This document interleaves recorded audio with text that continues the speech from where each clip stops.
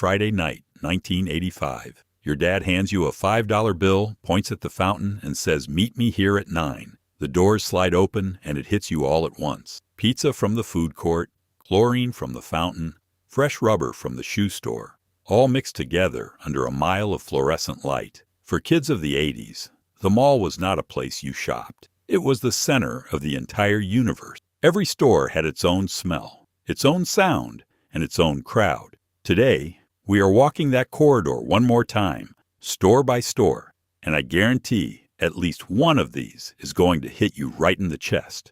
Let's go inside. Aladdin's Castle, the arcade that ate your allowance. The first stop was never negotiable. Aladdin's Castle was the mall arcade, dark as a cave, loud as a casino, and lit by nothing but screens and blacklight carpet. The chain grew out of the late 1960s, and after Bally bought it in 1974, it exploded to more than 400 arcades across America. You fed $1 into the change machine, heard those tokens rattle down, and suddenly you owned the place. Pac-Man, Galaga, Dragon's Lair if your mall was fancy.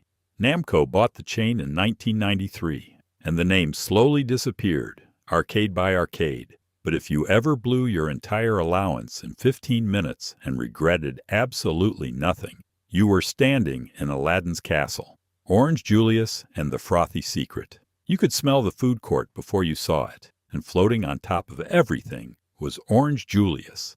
The story starts in 1926 at a Los Angeles juice stand run by a man actually named Julius. A friend mixed a secret powder into his fresh orange juice to make it frothy and easier on the stomach. Customers started shouting, "Give me an orange, Julius," and a legend was born. For decades, that foamy cup was the official drink of the American mall. Dairy Queen's parent company bought the brand in 1987, and the standalone stores slowly melted away into DQ counters. The drink survived. The stand with the glowing sign does not. Circus World, the other toy store.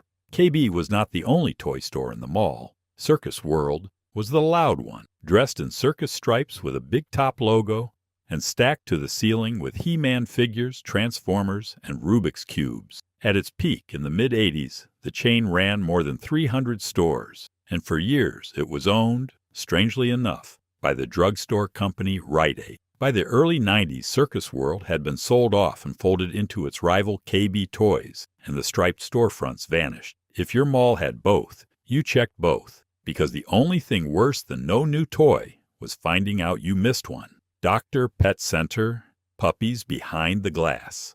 Nothing stopped kids dead in the corridor like Dr. Pet Center. Puppies tumbling over each other behind glass, parakeets screaming from the back wall, and that unmistakable smell of cedar shavings and dog food. Dr. had been franchising since the 1960s and grew to nearly 300 mall locations by the late 80s, the biggest pet store chain in the country. Then came the investigations. Reports tied the chain to puppy mill suppliers and sick animals. The lawsuits piled up, and by 1993 the company was bankrupt and gone. Every kid pressed a hand against that glass. Almost no kid ever walked out with the puppy. Record bar where half the country bought its music. If you grew up in the South, your record store was probably Record Bar. It started as a family shop in Durham, North Carolina in 1960.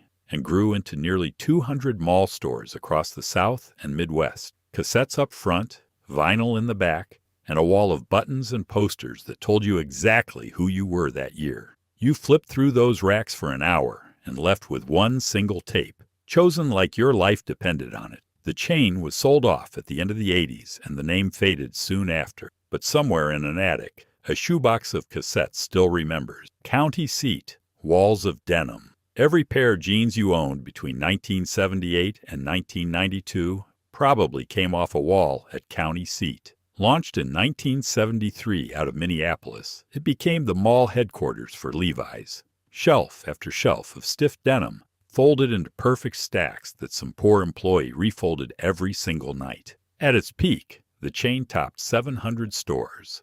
Then the 90s brought cheap denim everywhere, from department stores to discount racks, and County Seat could not hold the middle ground. 2 bankruptcies later, the last stores closed in 1999. If your mom ever held jeans up against your legs in a mall aisle while you died of embarrassment, Odds are it happened here. Contempo Casuals, where the cool girls shop. For teenage girls, Contempo Casuals was the store. Born in California in 1962, it hit its stride in the 80s when the company behind Neiman Marcus scooped it up and spread it into malls everywhere, nearly 300 of them. Neon minis, stirrup pants, blazers with shoulder pads out to here. Whatever MTV was wearing that month, Contempo had it first. In 1995, the chain was sold to Wet Seal, which slowly converted the stores until the Contempo name disappeared for good around 2001. If you ever bought an outfit for a school dance, wore it exactly once, and swore it was worth every babysitting dollar, this was probably the scene of the crime. Units, the store that sold tubes. And then there was Units, the strangest clothing store of the entire decade. Backed by JCPenney and launched in 1986, Units sold exactly one thing: stretchy one-size cotton pieces in solid colors. Tubes, skirts, tops, belts, all interchangeable. The clerks were trained like magicians, twisting a single tube into a dress, a skirt, a top, and a headband right in front of you. For a few glorious years, it felt like the future of fashion, with stores and malls all over the country.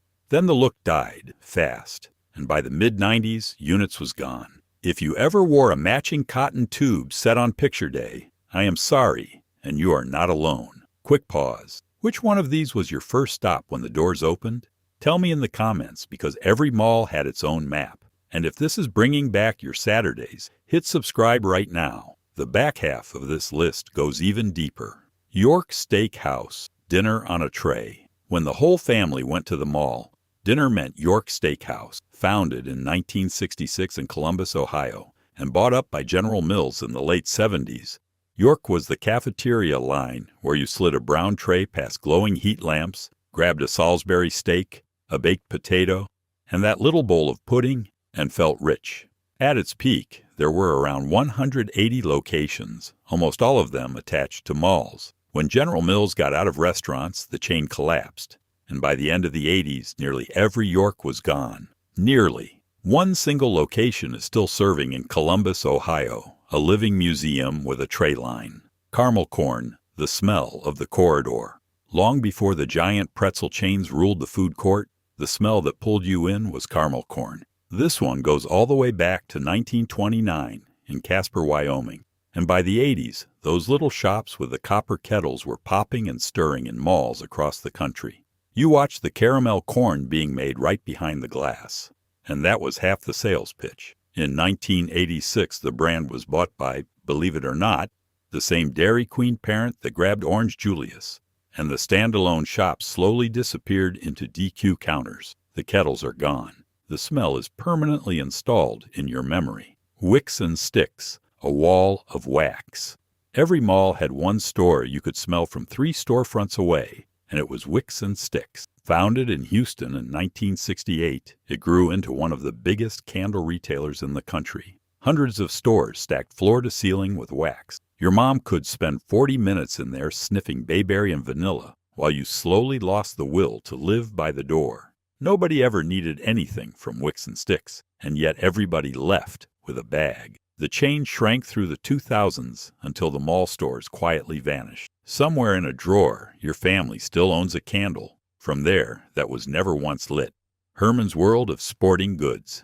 Herman's was where the mall smelled like new baseball gloves and fresh tennis balls. The company started in New York City all the way back in 1916 and grew into more than 250 stores. A wall of sneakers on one side, racks of jerseys on the other, and a bin of rubber balls that every kid touched on the way past. You went in for cleats and came out having tried on batting gloves you had no money for. Then the big box giants arrived, and Herman's could not compete on price or selection.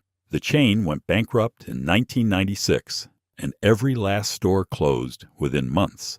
We are almost at the end of the corridor, and here is your warning. The last store on this list never actually died. It is still alive today, under a name you know very, very well. Command Performance, the mall haircut. Command Performance was where the entire family got its hair done, right there between the shoe store and the pretzel stand. Launched in 1976 as one of the first unisex salon franchises, It spread to hundreds of locations by the early 80s. Mom got her perm, Dad got his trim, and you got a feathered cut you did not ask for, all while shoppers strolled past the giant glass wall like you were the window display. The whole place smelled like perm solution and hairspray.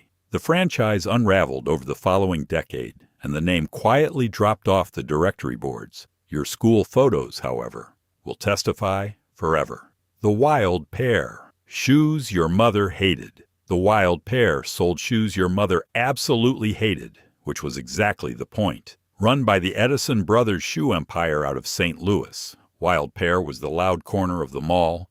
Neon pumps, studded boots, and heels that existed purely to be argued about in the car afterward.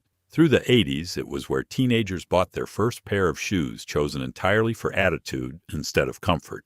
When Edison Brothers collapsed into bankruptcy in the mid-90s, Wild Pair went down with the ship. If a pair of shoes ever triggered a full-scale negotiation between you and a parent, there is a good chance it started here. Babbage's, the store that never died. And finally, the store that refused to stay buried. Babbage's opened in Dallas in 1984, started by two business school classmates, and named after Charles Babbage, the father of the computer. It began as a software shop, but once Nintendo arrived, the back wall of game cartridges took over, and Babbage's became the place where kids stood reading the backs of boxes for a solid hour. Then came a merger, a bankruptcy, and a rescue by the man behind Barnes & Noble. By 2000, the company had been reborn under a new name, GameStop. That is right. The little mall store you begged your parents to stop at grew up to turn Wall Street upside down in 2021. Not bad for a corridor shop. Most of those corridors are empty now, or gone completely. The fountains are dry, the neon is off, and the directory boards point to nothing. But nobody can bulldoze a Friday night spent walking laps with your friends. $5 in your pocket, and absolutely nowhere else to be. So tell me, which store did I miss? And which one of these was your mall's? Drop it in the comments because someone out there remembers it too. Subscribe for the next trip back, and share this with the friend who walked those laps beside you. See you at the fountain.